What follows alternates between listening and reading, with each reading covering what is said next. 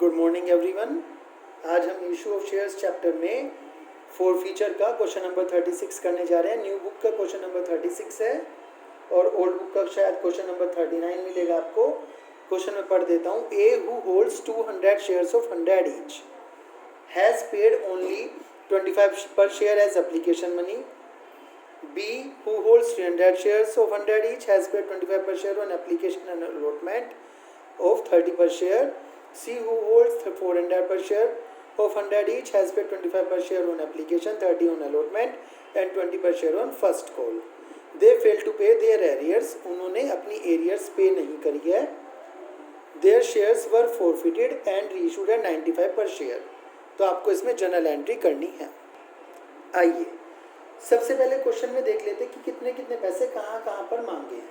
देखिए क्वेश्चन को कुछ डिफरेंट तरीके से करेंगे जो पिछले फोर फीचर के क्वेश्चन है। यहाँ पे तीन शेयर होल्डर्स बताए इन्होंने, ए बी सी। ए के पास कितने शेयर्स हैं? 200 शेयर्स हैं, नंबर ऑफ शेयर्स। बी के पास 300 शेयर्स हैं और सी के पास 400 शेयर्स हैं। ठीक है, फिर देखिए एप्लीकेशन मनी कितनी है बेटा, अलॉटमेंट मनी कितनी है, फर्स्ट कॉल मनी कितनी है एंड सेकंड कॉल मनी कितनी है, ये देख लीजिए आप। सबसे लास्ट में सी में बताया हुआ है, सी में सब कुछ बताया हुआ है। 25 रुपीज़ एप्लीकेशन के हैं, 30 रुपीज़ अलॉटमेंट के हैं, देन 20 रुपीज़ फर्स्ट कॉल के हैं। और यदि आपका 100 रुपीज़ का शेयर है तो इन सबको प्लस कर लीजिए। 25 प्लस 30 55, 55 प्लस 20 75। तो फर्स्ट कॉल कितने की बची है? 25 रुपीज़ की, सॉरी लास्ट कॉल कितने की बची है? सेकंड कॉल 25 रुपीज़ की सेकंड कॉल बची है। अब आपको करना क्या है बेटा, इसमें करना बड़ा ही आसान है। आपको देखना है किस किस ने कितने पैसे दे दिए। तो ए जिसके पास 200 शेयर्स थे has paid only 25 per share on application. उसने एप्लीकेशन के पैसे दिए हैं, ना अलॉटमेंट दिए, ना फर्स्ट कॉल ना सेकेंड कॉल। बी जिसके पास 300 शेयर्स थे उसने एप्लीकेशन अलॉटमेंट के पैसे दिए, एप्लीकेशन अलॉटमेंट, बाकी कोई पैसे नहीं दिए। सी जिसके पास 400 शेयर्स थे उसने एप्लीकेशन के दे दिए, अलॉटमेंट के दे दिए और फर्स्ट कॉल के दे दिए, उसने सेकंड कॉल के पैसे नहीं दिए। इस तरह से यहाँ पर क्वेश्चन हुआ है। अब हमें क्या करना है, हमें निकालना है कि कितने कितने पैसे आ गए हैं। सिंपल इतना निकालना है और बाकी क्या हो जाएगा, बाकी कॉल सिनेरियर हो जाएगा। ठीक है, आपको सिंपल इतना हिसाब लगाना है। कैसे लगेगा? बड़ा ही सिंपल हिसाब है, यही लगा लेते हैं। देखिए 200 पे 25 रुपीज़ के हिसाब से 5000 रुपीज़ आ गए। ये लीजिए, मैं यहाँ पे बॉक्स बना देता हूँ ताकि आपको ईजिली पता चल जाए कहाँ पे कितने कितने पैसे आए हैं। ठीक है, ऐसे 300 पे 2500 के हिसाब से 7500 रुपीज़ आ गए। 400 पे 25 के हिसाब से कितने बैठते हैं? 10,000 रुपीज़ आ गए। यदि टोटल की बात करें तो एप्लीकेशन मनी कितनी आ गई? 22,500 आ गई। फिर देखिए इसने 200 के 30 के हिसाब से 6,000 रुपीज़ नहीं दिए, इसने 300 के 30 के हिसाब से 9,000 रुपीज़ दे दिए, उसने 400 के 30 के हिसाब से 12,000 दे दिए। आपको क्या करना है? 400 इंटू 30। ठीक है, फिर 200 के 20 के हिसाब से 4,000 रुपीज़ नहीं आए, 300 के 20 के हिसाब से 6,000 रुपीज़ नहीं आए, 400 के 20 के हिसाब से 8,000 रुपीज़ आ गए। जहाँ राइट लगा है वे आ गए, जहाँ क्रॉस लगा है वो नहीं आए। फिर देखिए 200 के 25 के हिसाब से 5,000 रुपीज़ नहीं आए, 300 के 7,500 रुपीज़ नहीं आए और इसके 10,000 रुपीज़ नहीं आए। इनका टोटल भी कर लीजिए, ये टोटल आ गया आपका 21,000। 21 में से 6,000 की क्या है? कॉल्स इन एरियर है, एरियर है। ये टोटल कर लीजिए आप, ये टोटल आ गया आपका कितना? ठीक है, जो पैसे आ गए वो 21,000 है, जो पैसे नहीं आए 6,000 है। अब यहाँ पे देख लीजिए, यहाँ पे 8,000 रुपीज़ आ गए, जो पैसे नहीं आए वो कितने नहीं आए? 10,000। 10,000 की एरियर है। यहाँ पे कुछ भी नहीं आया तो एरियर कितनी हो गई टोटल आपकी? 22,500। तो यदि आप ध्यान दें तो ये पैसे तो आपको रिसीव्ड हो गए और ये वाले पैसे क्या हैं आपके नीचे वाले? एरियर्स के हैं, डिफरेंट डिफरेंट कॉल्स के। इस तरह से आपका पूरा का पूरा क्वेश्चन बन गया। कितने पैसे आए हैं, किससे कितने पैसे नहीं आए हैं। एप्लीकेशन के सब ने दे दिए, अलॉटमेंट के ए ने नहीं दिए, बाकी दोनों ने दे दिए। फर्स्ट कॉल के ए ने नहीं दिए, बी ने नहीं दिए, सी ने दे दिए, और थर्ड कॉल के किसी ने भी नहीं दिए। जो नहीं दिए किसी ने भी, वो सब एरियर्स हैं। एरियर सबसे नीचे लिखे हैं, देखिए, ठीक है। यहाँ 2 की एरियर है 6 4 10, 8000 आ चुके हैं, ऊपर लिख दिए। यहाँ एक एरियर है 6000 की 12 9 21 आ चुके हैं, और यहाँ सब ने दे दिए तो ऊपर लिखे। जो रिसीव्ड हो गए वो ऊपर है, जो एरियर है वो नीचे है। आपको क्वेश्चन में कहा है पास नेसेसरी जनरल एंट्रीज, आपको नेसेसरी जनरल एंट्री करनी है। जनरल एंट्री कौन सी करनी है बेटा, उन्होंने बोला they fail to pay their arrears and the final call their shares were forfeited. आपको यहाँ पर केवल फॉरफीचर की एंट्री करनी है, ठीक है। इस वाले क्वेश्चन में पता नहीं चल रहा, बट एग्जाम में आराम से पता चल जाएगा। अभी जो आगे क्वेश्चन आएंगे उसमें आपको आराम से पता चल जाएगा कहाँ पे कौन सी एंट्री करनी है। तो आइए एंट्री करते हैं। एंट्री क्या होगी, शेयर कैपिटल, फॉरफीचर की एंट्री कर रहे हैं। Account debit to share allotment account, allotment पे कितने पैसे नहीं आए। To share first call account, first call पे कितने पैसे नहीं आए। To share second call account, second call पे कितने पैसे नहीं आए। टू शेयर फॉरफीचर अकाउंट, हमने फॉरफीचर कितने पैसे कर लिए, उनके कितने पैसे मार लिए। यदि आपको किसी को समझ नहीं आ रहा और आपने लास्ट वीडियो नहीं देखी है तो आपको लास्ट वीडियो देखनी चाहिए। टोटल नंबर ऑफ शेयर्स हैं 437 प्लस 2 900। 900 पे आपने 100 रुपीज़ की कॉल कर ली, सभी से सारे पैसे मांग लिए, 90,000 मांगे। अब 90,000 में से अलॉटमेंट पे कितने पैसे नहीं आए, 6,000 रुपीज़ नहीं आए। फर्स्ट कॉल पे 10,000 रुपीज़ नहीं आए। सेकंड कॉल पे 22,500 नहीं आए। और फॉरफीचर कितने कर लिए, टोटल कर लीजिए 21,800 29 प्लस 22,500, ये हो गया 51,500। ये पैसे आपने मार लिए। इस तरह से एंट्री हो जाएगी। आप इन तीनों को चीज़ों को कॉल्स इन एरियर भी बोल सकते हैं जनरल एंट्री में। आपने पिछला क्वेश्चन जिसने वीडियो देखी है, share capital account debit to calls in arrear, इन तीनों को जोड़ दीजिए टू शेयर फॉरफीचर। इस तरह से भी एंट्री हो सकती है। इसके बाद उन्होंने क्वेश्चन में क्या बोला है, उन्होंने बोला है ये सारे शेयर फॉरफिटेड शेयर्स को रीइशू कर दिया 95 पर शेयर में। तो 100 रुपये वाला शेयर 95 में बेच दिया। एंट्री होगी bank account debit to share capital. सारे पैसे एक साथ आ जाते हैं।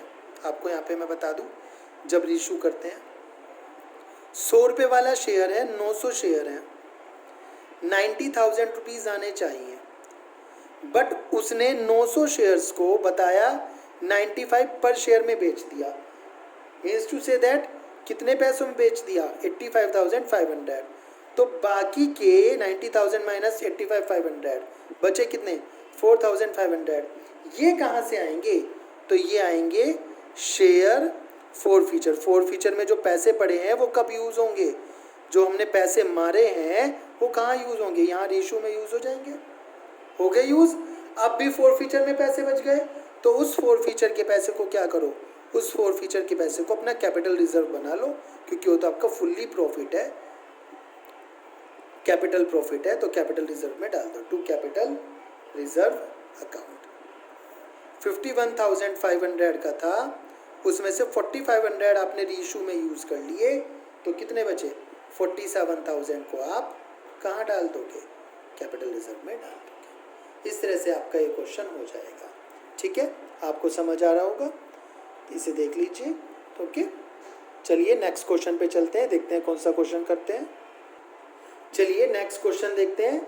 नेक्स्ट क्वेश्चन न्यू बुक में है, जो क्वेश्चन नंबर है वो है 37।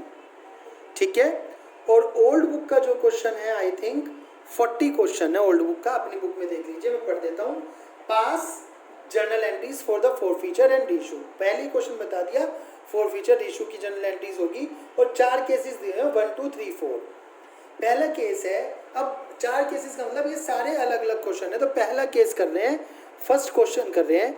ए लिमिटेड फॉरफिटेड, ए लिमिटेड ने फॉरफिट कर लिए 100 शेयर्स 10 वाले of 10 each, fully called up, जिसमें हमने सारे पैसे मांगे थे।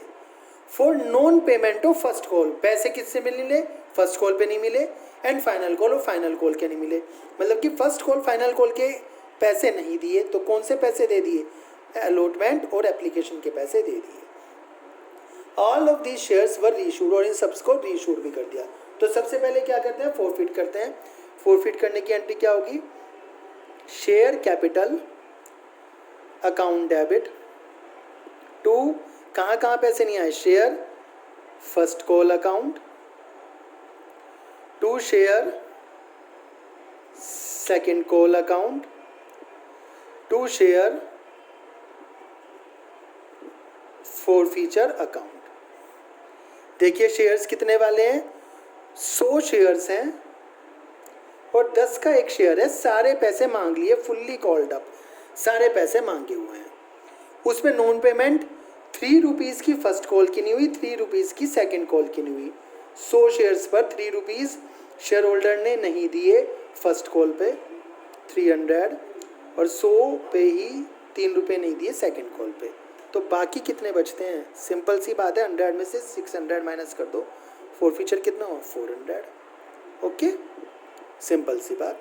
अब ये रीइशू कर दो। बैंक अकाउंट डेबिट कितने में रीइशू करने को कहा है? एज फुल्ली पेड अप करने, और 10 रुपये पर शेयर में ही कर दिए, 10 रुपये ही ले लिए। 10 रुपये का शेयर था, 10 रुपये में ही कर दिया। तो 10 का शेयर 10 में ही इशू कर दिया, 100 के 100 इशू कर दिए। तो हमें कुछ भी लॉस नहीं हुआ, कहीं से भी कुछ भी पैसा लेना नहीं पड़ेगा, ना ही कम पैसे मिले और ना ही ज़्यादा। जितने के शेयर्स थे उतने पैसे मिल गए। अब जब सारे शेयर्स रीइशू हो गए तो इस पैसे का क्या करें?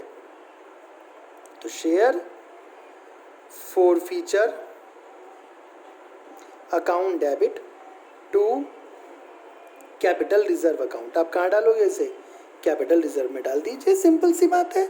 कितना रुपया पड़ा है हमारा फोरफीचर में? 400 पड़ा है, तो 400 का 400 आप कैपिटल रिजर्व में डाल देंगे, क्योंकि हमारे प्रॉफिट हो गया रीइशू करने पे। ठीक है, चलिए सेकंड केस लेके चलते हैं। सेकंड केस में पढ़ते हैं, बी लिमिटेड ने फॉरफिट करे 400 shares, 10 each fully paid up. आइए, 400 शेयर्स है, 10 ईच है, तो 10 ही फुल्ली पेड अप है। जब फुल्ली पेड अप है तो 10 का 10 यहाँ पर लिखेंगे। एंट्री क्या होगी? शेयर कैपिटल अकाउंट डेबिट, कितना? 4000। ठीक है, इसके बाद क्या कहा उसने? क्वेश्चन में ध्यान से पढ़िएगा। फुल्ली कॉल्ड अप के बाद for non payment of final call, केवल फाइनल कॉल नहीं दी है, टू फाइनल कॉल अकाउंट। हमें फाइनल नहीं पता कि फर्स्ट कॉल है सेकंड कॉल है, तो हमने फाइनल कॉल ही लिख दिया इसको, उसमें कोई प्रॉब्लम नहीं है। फाइनल कॉल नॉन पेमेंट कितने की करिए? 3 रुपीज़ की करिए 400 शेयर्स पर। तो कितने पैसे नहीं आए? 1200 नहीं आए। तो टू शेयर फोरफीचर अकाउंट कितना हो गया? 4000 में से 1200 माइनस कर दीजिए, 2800 हो गया। अब इन्होंने आगे रीइशू के लिए क्या बोला है? 300 of these shares were reissued as fully paid up. इसमें से 300 शेयर रीइशू करें हैं, तो आइए 300 शेयर रीइशू कर देते हैं। Bank account debit to share capital account. 300 share reissue करें हैं, और कितने में रीइशू करें बेटा? 8 रुपीज़ में करें, और बोला है फुल्ली पेड अप। जब फुल्ली पेड अप बोला हो तो शेयर कैपिटल में तो 10 ही आएगा, जितने का फेस वैल्यू है, नॉमिनल प्राइस है। 10 रुपये वाला शेयर है, फेस वैल्यू यहाँ पे 10 रुपये ही आएगी, क्योंकि फुल्ली पेड अप करें हैं। बट फुल्ली पेड अप में फॉर 8 पर शेयर 8 रुपये का शेयर बेचा है। 10 रुपये वाला शेयर कितने का बेच दिया? 8 वाला। शेयर कैपिटल तो 10 रुपये की है, फुल्ली पेड अप बोला है, तो 10 रुपये वाला शेयर है, 10 रुपये आएंगे। बट फॉर 8 में बेचा है, 8 रुपये में बेचा है, तो बाकी का पैसा 600 रुपये कहाँ से आएगा?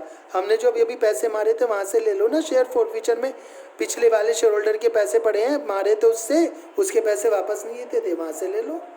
शेयर फोरफीचर अकाउंट डेबिट ले लिए 600 रुपये। अब इसमें थोड़ी सी कंफ्यूजन है। क्या? 400 शेयर्स का जो पैसा है फोरफीचर का, वो 2800 है। ये 400 शेयर्स हमने फोरफिट करे थे, उसका पैसा 2800 है। 1 शेयर का फोरफीचर का पैसा कितना होगा? 2800 डिवाइड बाय 400। और बेटा 300 शेयर का फोरफीचर का पैसा कितना होगा? 2800 डिवाइड बाय 400 मल्टीप्लाई बाय 300, मतलब कि 2100 रुपीज़ क्या होंगे? 300 शेयर्स के फोरफीचर वैल्यू होंगे। सर ये कैलकुलेशन क्यों कर रहे हैं? बेटा 400 शेयर पे हमने 2800 रुपये मारे, 400 शेयर पे मारे ना 2800 रुपये, और उसमें से रीशू करे कितने शेयर्स? 300 ही, तो 300 शेयर पे कितने मारे? 2100, ठीक है ना। अभी 100 शेयर रीशू करना बाकी है, किसी और को बेचेंगे, और जब रीशू बेच करेंगे और यदि रीशू पे भी लॉस हो गया, वो लॉस कहाँ से पूरा करेंगे? यदि हमने आज के आज सारा का सारा पैसा कहाँ डाल दिया? कैपिटल रिजर्व में डाल दिया। Share forfeiture account debit to capital reserve account. अब यदि हम 2800 माइनस 600 2200 रुपये यहाँ डाल देते आज, ठीक है, कैपिटल रिजर्व में चला जाता, और कल को बाकी के 100 शेयर्स बेच रहे हैं, अभी 300 शेयर इशू कर रहे हैं, वो 100 शेयर भी इशू जब हो रहे हैं वो डिस्काउंट पे हो रहे हैं, मतलब कि लॉस पे हो रहे हैं, तो वो 100 शेयर का पैसा कहाँ से लाएंगे? तो इसलिए हम पूरा का पूरा पैसा कैपिटल रिजर्व में ट्रांसफर नहीं कर रहे। हमने हिसाब लगाया 400 शेयर्स पे जो हमने पैसे मारे थे शेयर फोरफीचर में, 2800 रुपये की फोरफीट करी थी। एक शेयर पे कितना बैठ गया? 2800 डिवाइड बाई 400, और 300 पे कितना बैठ गया? 2100 रुपीज़। 2100 रुपीज़ हमने 300 शेयर के मारे, और उसमें से यूज़ कितना कर लिया? 600। 2100 में से कितना यूज़ कर लिया रीशू करते समय? 300 शेयर को 600, तो बचते कितने हैं? 1500। जितने रुपए बचते हैं वो कैपिटल रिजर्व में डाल दिए। अब यहाँ पे एक क्वेश्चन आया कि सर 2100 का तो हमने हिसाब कर दिया कि 600 तो हमने यहाँ पे यूज़ कर लिए लॉस में, और 1500 यहाँ डाल दिए, बाकी के 700 कहाँ हैं? बेटा जो बाकी के 700 है अभी भी शेयर फोरफीचर अकाउंट में पड़े हैं, बैलेंस शीट में शेयर फोरफीचर अकाउंट में ही दिखाए जाएंगे जब तक कि बाकी के बचे हुए 100 शेयर भी इशू नहीं कर देते। अभी 400 में से 300 शेयर इशू करें, 100 शेयर बचे हैं, जब तक वो 100 शेयर इशू नहीं हो जाते तब तक वो 700 रुपये जो बचे हुए हैं, 2800 माइनस 2100, 2800 माइनस 2100, वो 700 रुपीज़ शेयर फोरफीचर अकाउंट में ही बैलेंस शीट में शो करते रहेंगे। जैसे ही वो इशू हो जाए फिर एडजस्टमेंट हो जाएगा, ठीक है। अब यहाँ पे एक क्वेश्चन आता है, सर 700 हमारे पड़े हुए हैं और रीशू करते समय हमें उससे भी ज़्यादा लॉस हो गया, तो मैं इसका आंसर देता हूँ, नहीं हो सकता। आप शेयर होल्डर को 700 रुपये का से ज़्यादा का डिस्काउंट नहीं दे सकते। 100 शेयर हैं, 10 वाला एक शेयर है, टोटल शेयर कितने के बैठे? 1000 के, तो कम से कम आपको 300 रुपये में तो बेचने ही पड़ेंगे। 300 वहाँ के, 700 आपके पास पहले से पड़े हैं जो आपने बचा के रखे हैं, 1000 पूरे कर लोगे। 300 में बेच दो, 400 में बेच दो, 500 बेच दो, बट 300 से कम में नहीं बेचोगे, क्योंकि आपके पास जो शेयर फोरफीचर में पैसा पड़ा हुआ है बचा हुआ, उसके लिए वो 700 रुपये है। या दूसरे शब्दों में कहें कि एक शेयर पर रीइशू करते वक्त शेयर्स को कितना डिस्काउंट दिया जा सकता है, क्वेश्चन बुक में आएगा। किसी भी शेयर पर रीइशू करते वक्त शेयर पर कितना मैक्सिमम डिस्काउंट दिया जा सकता है, तो बेटा मैक्सिमम डिस्काउंट उतना दिया जा सकता है जितना हमने शेयर फोरफीचर में पैसा पड़ा हुआ है। और शेयर फोरफीचर में हमारा एक शेयर के 7 रुपये पड़े हुए हैं। कितने पड़े हुए हैं एक शेयर के? 7 रुपये। कैसे पता? 10 में से 3 उसने नहीं दिए थे, तो 7 रुपये पड़े हुए हैं ना एक शेयर के। तो एक शेयर पे डिस्काउंट कितना दिया जा सकता है इशू करते वक्त? 7 रुपीज़ का डिस्काउंट दिया जा सकता है। 10 में से 7 रुपये का डिस्काउंट दिया जा सकता है। ये एक थ्योरी का क्वेश्चन है, एग्जाम में आता है लिखने के लिए। ओके, चलिए ये दोनों क्वेश्चन आपकी समझ में आ रहे होंगे। अब इसका थर्ड पार्ट करते हैं। थर्ड पार्ट के लिए चलिए थर्ड पार्ट पढ़ते हैं। C limited forfeited 700 shares of 10 each fully paid up, 10 each fully called up. सारे के सारे पैसे मांग लिए।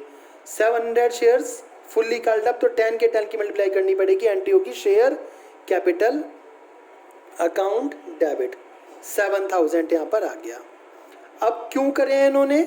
For non payment on which the holder has paid application money, जिसपे होल्डर ने एप्लीकेशन मनी दे दी 3 रुपीज़ की एंड अलॉटमेंट मनी 2 रुपीज़ की। 3 और 2 5 रुपये दे दिए, बाकी कुछ पैसे नहीं दिए, केवल एप्लीकेशन अलॉटमेंट के पैसे दे दिए। अब की बार बताया पैसे कौन से दिए हैं, तो बाकी के पैसे नहीं दिए। जो बाकी के पैसे नहीं दिए आप उस पर फिर वही लिख सकते हो, 2 कॉल्स इन एरियर अकाउंट, ठीक है। और जो पैसे मार लिए उसे क्या लिखोगे, टू शेयर फॉरफीचर अकाउंट। मार लिया का मतलब जो आ गए और आप वापस देने वाले नहीं, शेयर वापस कैंसिल कर दोगे उसके और पैसे उसके वापस दोगे नहीं। कितने पैसे आए, एक तो उससे 3 रुपये एप्लीकेशन पे आए, 2 अलॉटमेंट पे, टोटल 5 रुपये आए 700 शेयर्स पे। तो आपने पैसे कितने मारे उसके, शेयर फॉरफीचर कितने का करा, 3500 का। तो जब 3500 का शेयर फॉरफीचर करा तो उससे आए कितने, नहीं कॉल्स इन एरियर कितने की हुई, 3500 की हुई। सर पिछले वाले में तो आपने लिखा था share first call to share second call. बेटा इस क्वेश्चन में बताया नहीं कि जो वो बाकी के 5 रुपीज़ है फर्स्ट कॉल पे मांगने वाले थे, सेकंड कॉल पे मांगने वाले थे, या केवल फर्स्ट कॉल पे 5 के 5 मांगने वाले थे। तो मैंने कॉल सिनेरियर लिख दिया और मैंने आपको लास्ट वीडियो में बताया भी है कॉल सिनेरियर यहाँ पे यूज़ हो सकता है। ठीक है, अब क्वेश्चन में पढ़िए फिर दोबारा से। Out of these 300 shares were reissued. लो जी 300 शेयर्स रीशूड कर देते हैं। बैंक अकाउंट डेबिट 7 पर शेयर में करा है। ठीक है, to bank account debit to share capital account. 700 में से 300 शेयर इशू करे हैं। फिर दोबारा से पढ़ लीजिए। 300 shares were issued as fully paid up. Fully paid up का मतलब 10 वाला शेयर था तो फुल्ली पेड अप, 10 के 10 fully paid up at the rate 7 पर शेयर। और मांगे कितने, 7 पर शेयर। फुल्ली पेड अप का मतलब शेयर कैपिटल से है। शेयर कैपिटल तो 10 रुपये की, हम मान लेंगे कि हमारे पास 3000 रुपये आ गए, मान रहे हैं आ गए 3000, बट आए कितने हैं उससे, मांगे कितने, 2100। फीस 3000 की थी, लिए कितने, 2100। बाकी के 900 कहाँ से दिए, अपनी पॉकेट से दिए। शेयर फॉरफीचर में जो पैसे पड़े हैं, शेयर फॉरफीचर अकाउंट डेबिट, ये 900 रुपये वहाँ से। अब फिर वही 700 में से 300 शेयर इशू करे हैं। 700 शेयर का जो टोटल फॉरफीचर अमाउंट है वो कितना है, 3500 है। तो एक शेयर का फॉरफीचर अमाउंट 3500 डिवाइड बाय 700 होगा। और रीशू कितने करे हैं, 300 शेयर। 300 शेयर का forfeiture amount 3500 divide by 700 multiply by 300 होगा। ठीक है, तो टोटल कितना हो गया, ये कितना आपका 1500 आ गया। कितना आ गया, 1500। अब वही एंट्री करनी है आपको, क्या, share forfeiture account debit to capital reserve. और मैंने पिछली एंट्री में बताया था 1500 शेयर, सॉरी 300 शेयर का जो फॉरफीचर अमाउंट है वो 1500 है। उसमें से आपने यूज़ कितना कर लिया, 900, तो कैपिटल रिजर्व में जाएंगे 600। सर कैपिटल शेयर फॉरफीचर तो हमारा 3500 था, 3500 में से 900 यूज़ करें, बाकी के आने चाहिए थे। बेटा मैंने बताया था ये 3500 जो है 700 शेयर का है और हमने रीशू करे 300 शेयर, तो 300 शेयर का फॉरफीचर अमाउंट 1500 बैठता है, वो निकालना पड़ेगा। और 1500 में से 900 यूज़ करे, बाकी के कैपिटल रिजर्व में जाएंगे। सर बाकी पैसे का क्या होगा, बेटा जिससे पिछले पार्ट में बताया था, अभी 400 शेयर इशू करना बाकी है। 400 शेयर्स का कितना पैसा बैठता है, देख लीजिए।